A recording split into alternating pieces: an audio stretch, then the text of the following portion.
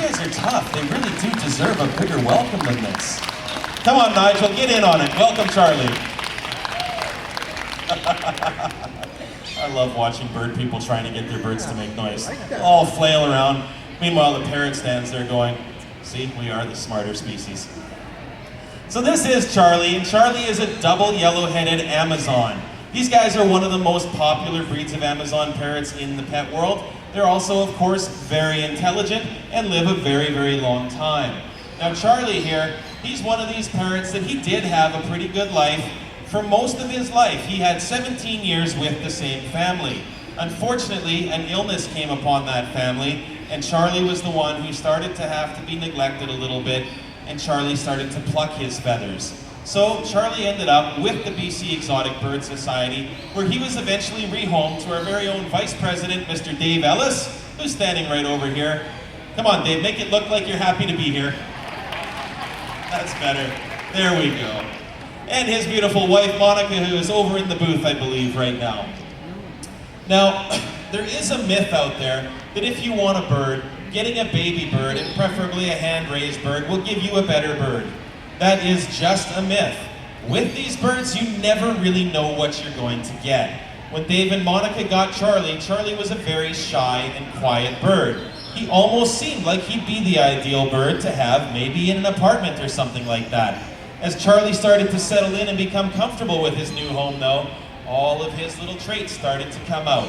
Charlie actually has a very large vocabulary. He can say things such as, hello, what you doing, how are you, I love you, and he whistles constantly. The last time I had Charlie on my shoulder, it was virtually impossible to do any kind of presentation because he wouldn't be quiet.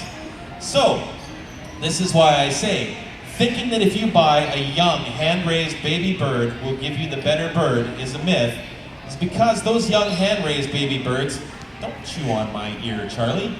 I love you, but I don't want ear kisses, okay? Those baby hand-raised birds, they could very easily turn around to not like you. In fact, all parrots can definitely pick their people. If you get a bird, whether through buying one or adopting, don't be disheartened if the bird decides it likes somebody else better in your family.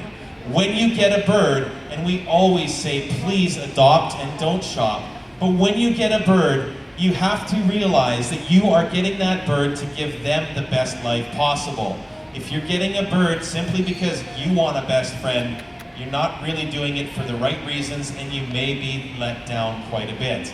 This is another one of the reasons that these guys end up rehomed, is they go into a home where somebody's hoping this is going to be my best friend and they fall in love with somebody else. When you get a parrot, please make sure that you're doing it for the well-being of the parrot. Now Charlie here, he is actually a bird capable of living even longer than Maya. Charlie here can live 60 to 70 years if well cared for. These guys, to be well cared for, is very important to make sure that their diet and health is always monitored. Giving your bird a good diet does not just mean going to the pet store and buying seed and pellet mixes. While seed and pellet mixes have come a long way, they don't give your bird the nutrients that they really need to remain healthy throughout their entire lives.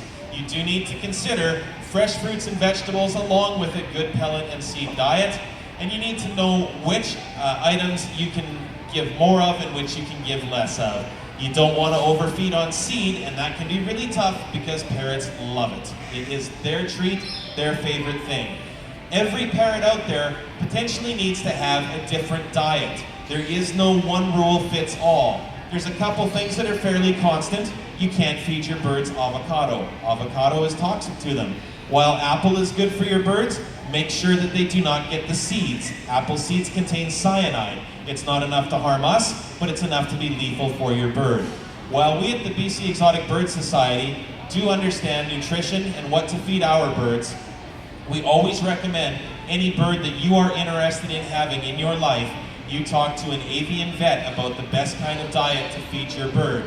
Also very important is to know where your closest avian vet is. You might have a veterinarian who is spectacular with your dog or your cat, your rabbits, anything like that. That doesn't mean they know birds.